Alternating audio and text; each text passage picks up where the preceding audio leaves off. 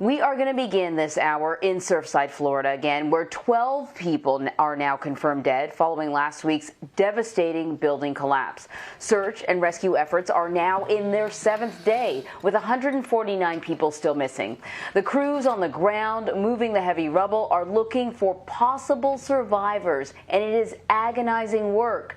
Meanwhile, officials have promised to assign a grand jury to investigate exactly what caused the 40-year-old building to crumble. As for the former Surfside building inspector, who just 3 years ago said the tower was in very good shape, well, he's been put on leave from his job. Manuel Bojourquez reports on the witness account that could provide a key clue as to what happened. The search and rescue continues amid the shattered remains of the Champlain South Tower, with leaders insisting this is not yet a recovery operation. Nobody's giving up hope here. Nobody's stopping. The work goes on, full force. Rescue crews have moved around 3 million pounds of concrete. While they clear debris, the investigation into the collapse is still in its early stages. I know what the video showed, but it's what was going on in the structure before it fell down that you don't see in that video.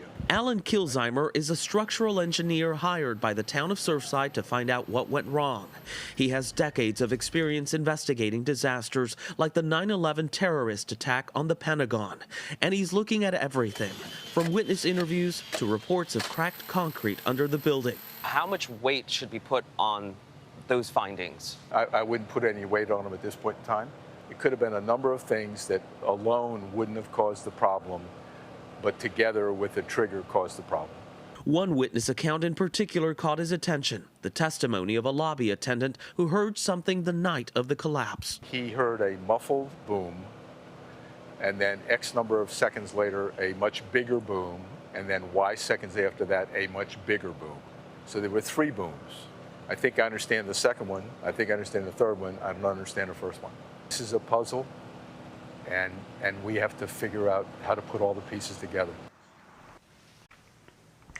Manuel Bojourquez is joining us now from Surfside, Florida. So, Manuel, sort of first question, give us the lay of the land right now in regards to the rescue operation and the investigation. Where do things stand?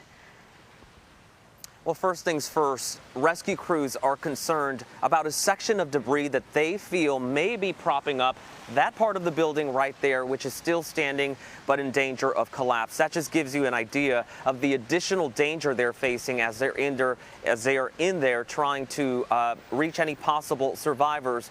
We are hearing reports this morning of additional bodies located in the rubble. We're expecting a news conference at 11:30 a.m. Eastern Time to determine if the death toll has risen.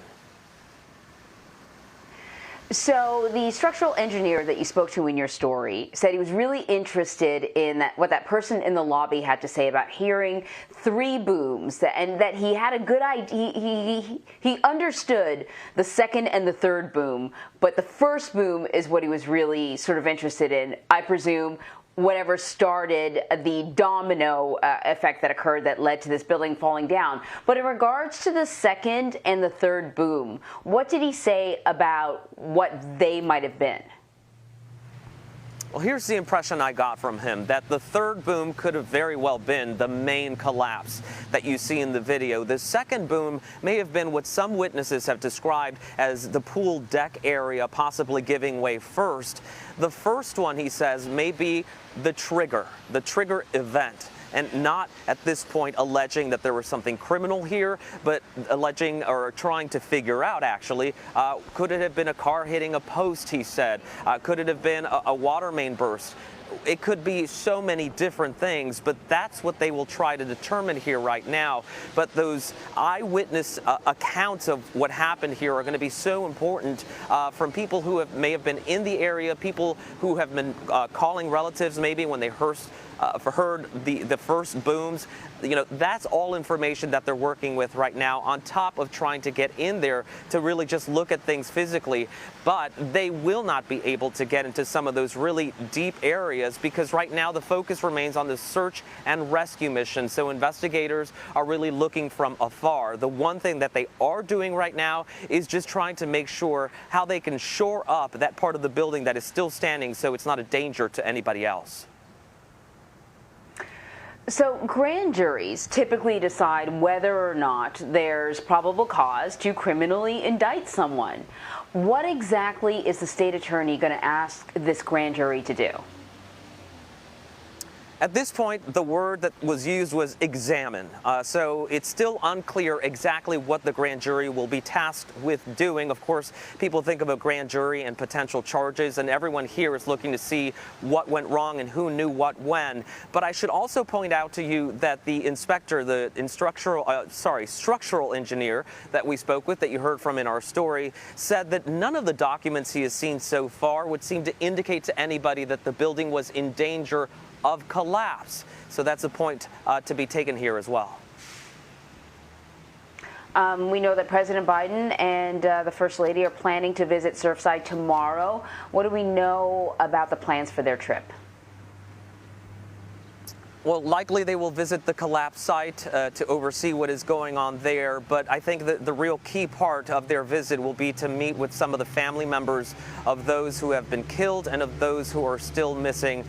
Many of those family members have chosen to take bus rides from where they are staying nearby to the collapse site to look at the effort for themselves. It's got to be so difficult, but they will be getting a visit from the president. They've been getting visits from all the officials that have been down here, trying to answer all their questions and offer as much support as possible. All right, Manuel Bojourquez, thank you. Thank you. As the search efforts continue in Surfside, CBS News is talking to families, first responders, and others who have lived through this tragedy. We're going to bring you those stories in a 30-minute special, Surfside Collapse, A Search for Answers. It'll be anchored by Manuel Bojourquez. You can stream it tomorrow at 8 p.m. Eastern, 5 p.m. Pacific, right here on CBSN.